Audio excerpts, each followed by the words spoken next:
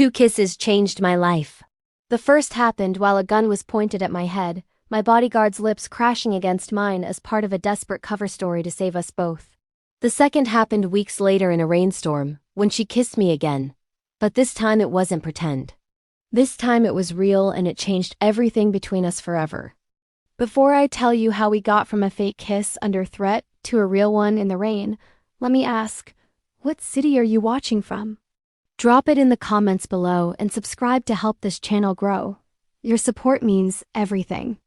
My name is Amanda Clark, and I'm an investigative journalist in Miami. I've been working on exposing a human trafficking ring for months, getting too close to some very dangerous people.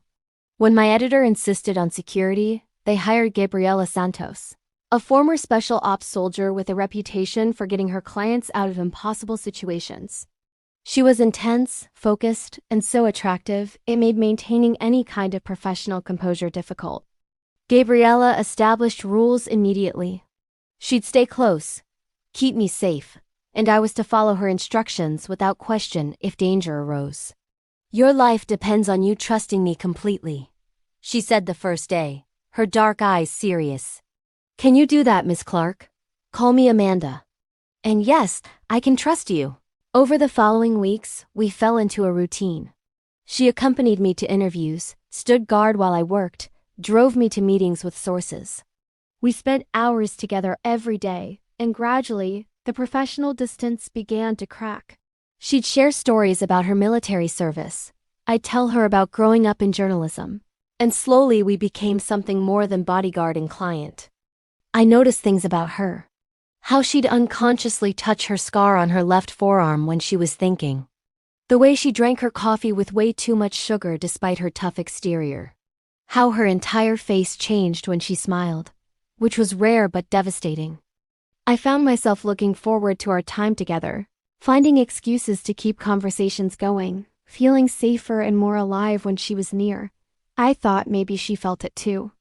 The way her hand would linger on my shoulder when guiding me through crowds. How she'd watch me with an intensity that had nothing to do with security protocols. The almost smiles when I'd say something that amused her. But she never crossed the line, never indicated that her interest was anything beyond professional. Then came the night that changed everything. I'd arranged a meeting with a source who claimed to have documents proving the trafficking operation. Gabriela was against it from the start. "It's a setup, Amanda. Everything about this screams trap. It's my job. If there's even a chance these documents are real, I have to go." She clenched her jaw but nodded. "Fine, but we do this my way." "I check the location first. You stay in my sight at all times. And if I say we leave immediately. Agreed?" Agreed. The meeting was set for a warehouse near the port. Gabriela surveilled the area for an hour before letting me enter. The building was dimly lit, filled with shipping containers and shadows. My source was supposed to meet me in the back office. We'd barely made it halfway through the warehouse when Gabriela grabbed my arm. "Stop, we're not alone." Before I could respond, men emerged from behind containers, surrounding us. 6 of them, all armed. My heart dropped into my stomach. "Miss Clark," one of them said, stepping forward. "You've been asking too many questions." Gabriela moved instantly, positioning herself between me and the threat. "We're leaving.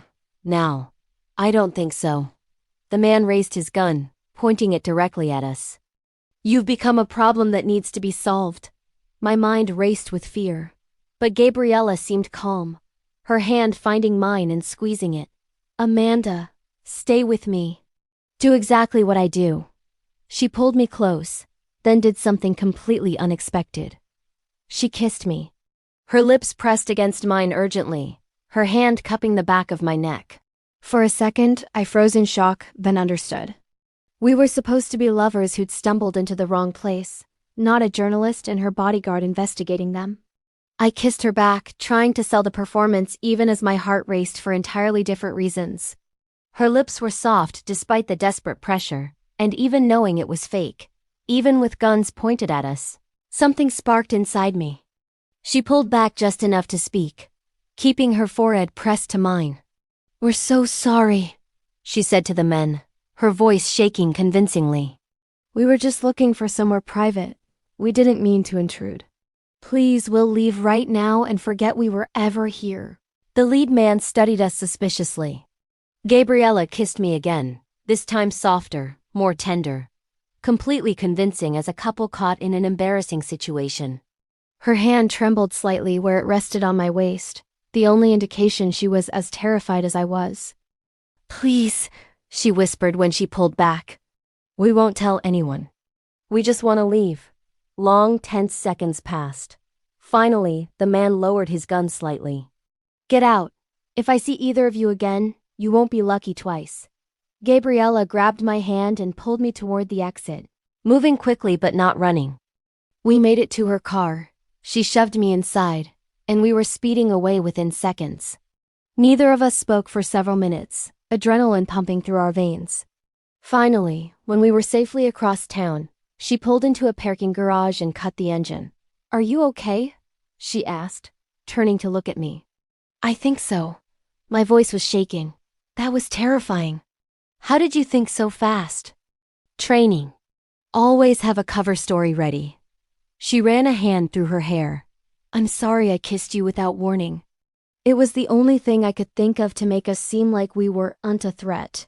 It worked. You saved us. I paused, then added quietly, and you don't need to apologize. I understood what you were doing. She looked at me for a long moment, something unreadable in her expression. Amanda, what happened back there? That kiss, it was just for cover. You know that, right? Of course. The words hurt to say, but I forced them out. Just part of the job. Right. Just part of the job. She started the car again. Let me take you home. You've had enough danger for one night. The drive to my apartment was quiet. Both of us lost in thought. When she walked me to my door, doing her usual security check, the air between us felt charged in a way it never had before. Gabriella, I said as she was about to leave. Thank you. For saving my life. For thinking fast. For everything. It's what you pay me for, she said. But her voice was soft, almost sad. Get some rest, Amanda. We'll figure out next steps for your investigation tomorrow. She left, and I stood in my empty apartment, touching my lips where hers had been, knowing that kiss had changed something between us, even if she wanted to pretend it hadn't. The following weeks were torture. Gabriella maintained perfect professionalism, but I couldn't stop thinking about that kiss. Even knowing it was fake, even understanding it meant nothing to her, my body remembered the feeling of her lips on mine, her hand on my waist, the way she'd held me like I was precious, even in the middle of danger. I caught her looking at me sometimes with an expression I couldn't quite read. When our hands would accidentally brush, she'd pull away like she'd been burned. The easy conversations we'd had before became stilted, careful, like we were both trying not to say something we couldn't take back. My investigation had hit a wall after the warehouse incident, my sources too scared to talk. I was frustrated, stuck, spending long hours at home working through old notes trying to find a new angle. Gabriella was there, always, watching over me with that same dedication, but now with an added distance that made me ache. One evening, she insisted I take a break. You've been staring at your computer for 8 hours. You need fresh air. I'm fine. Amanda, you're exhausted. Let me take you for a drive, just to clear your head. I agreed, mostly because I'd do anything to spend time with her that wasn't weighed down by the tension between us.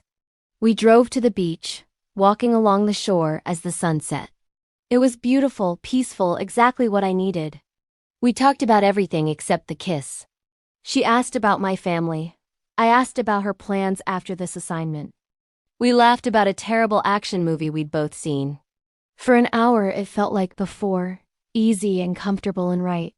Then the rain started. Not a drizzle, but a sudden downpour, the kind that soaks you in seconds. We ran for her car, but we were drenched before we made it halfway across the parking lot. Get in, she yelled over the sound of rain pounding on metal. But I stopped, turning to face her in the middle of that storm. Rain streamed down her face, her dark hair plastered to her head, and she'd never looked more beautiful. Gabriella, I need to tell you something. Amanda, get in the car. You're getting soaked. I don't care. I moved closer to her. That kiss in the warehouse, I know it was fake. I know it meant nothing to you. But it meant something to me. Her eyes widened. Amanda ... double quotes. I can't stop thinking about it. About you. I know it's inappropriate and you probably don't feel the same way, but I can't keep pretending anymore. I have feelings for you, Gabriella. Real feelings. She stared at me. Rain pouring down around us. Her expression unreadable. For a horrible moment, I thought I'd made a terrible mistake. Then she closed the distance between us and kissed me. This kiss was nothing like the one in the warehouse. That had been desperate, strategic, fake. This was real. Her hands cupped my face gently, her lips moving against mine with a tenderness that made my knees weak. I kissed her back with everything I'd been holding inside for weeks, rain mixing with the tears on my cheeks. When we finally broke apart, both breathing hard, she rested her forehead against mine, just like she had that night. But this time there was no fear or no pretense, just truth. That kiss in the warehouse wasn't fake, she whispered. I told myself it was, told myself I was just doing my job. But Amanda, I felt something. I've been feeling something for weeks, maybe months. I just couldn't admit it because I'm supposed to be professional, supposed to keep you safe, not fall for you. You are keeping me safe. I touched her face, rain continuing to pour around us. You make me feel safer than I've ever felt in my life. I'm in love with you, she said, voice rough with emotion. I tried so hard not to be, but I am. Completely, impossibly in love with you. I love you too. I pulled her close, kissing her again in that rainstorm. Not caring that we were soaked. Not caring about anything except this moment. This truth we'd finally admitted. We eventually made it to the car. Both of us laughing and shivering. She drove me home, but this time she came inside. We changed into dry clothes, and she held me on the couch, both of us processing what had just happened. What do we do now? I asked, curled against her side. I should probably request a transfer. Let someone else take over your security so there's no conflict of interest. The thought of losing her daily presence hurt, but I understood. And then? Then I take you on a proper date. No danger, no bodyguard duties, just you and me figuring this out together. She kissed the top of my head. I want a future with you, Amanda. A real one. I want that too. The transition took a few weeks. Gabriella formally requested reassignment, and a new bodyguard took over my protection detail. It felt strange at first, having someone else in her role. But it also felt right to separate our professional and personal lives. Our first official date was dinner at a quiet restaurant, no guns or threats or cover stories needed. Just two women getting to know each other properly, without the weight of danger between us. She told me about her childhood in Brazil, about immigrating to the States at 12, about choosing military service as a path to citizenship. I told her about my passion for journalism, about the stories that haunted me, about why exposing truth mattered so much. We talked for hours, and when she walked me to my door at the end of the night, she kissed me softly, sweetly, with all the time in the world because we were finally free to be ourselves. 3 months later, she moved into my apartment. 6 months after that, I finally broke the trafficking story, bringing down the operation that had threatened me in the first place. Gabriella was there when I won the journalism award for the piece, beaming with pride. A year after that first kiss in the warehouse, she proposed. We were walking on that same beach where we'd kissed in the rain, and she got down on one knee in the sand. Amanda Clark, you're the bravest person I know. You face danger to tell truth. You never back down from what's right. And somehow you saw past the bodyguard to the person underneath. She pulled out a ring. The first time I kissed you, it was to save your life. The second time, it was because I couldn't live without you. Will you marry me so I can spend the rest of my life kissing you, protecting you, and loving you? I said yes through tears, and she slipped the ring on my finger there on the beach. Thunder rumbled in the distance, and we both laughed, remembering our rainstorm confession. We got married 6 months later. During our vows, I talked about how she'd saved my life twice, first from danger and then from loneliness. She talked about how loving me had taught her that protection wasn't just about physical safety, but about creating space for someone to be completely themselves. Looking back now, I'm grateful for both kisses. The first showed me what I wanted, even if I couldn't admit it at the time. The second gave me permission to reach for it. People ask sometimes which kiss was more important. I tell them both were essential. The first happened under threat because fate forced us together in a moment of crisis. The second happened in the rain because we chose to be honest, chose to be vulnerable, chose each other despite every reason not to. That fake kiss saved my life. The real one changed it forever. Gabriella still has protective instincts.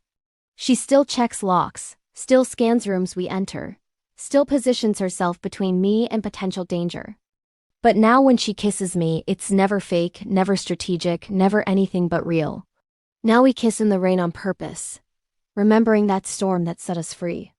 If you're still watching, thank you for being here. Subscribe if you haven't already, and drop a comment telling me about a moment that changed your life. Have you ever had something fake turn into something real? I'd love to hear your stories. Because sometimes love starts with pretending. Sometimes a kiss meant to save your life ends up giving you a reason to live. Sometimes you have to survive danger together before you can admit what you really feel. From fake to real. From threat to tenderness. From bodyguard to lover to wife. That's our story. Told in 2 kisses that couldn't have been more different, but were equally important in bringing us together.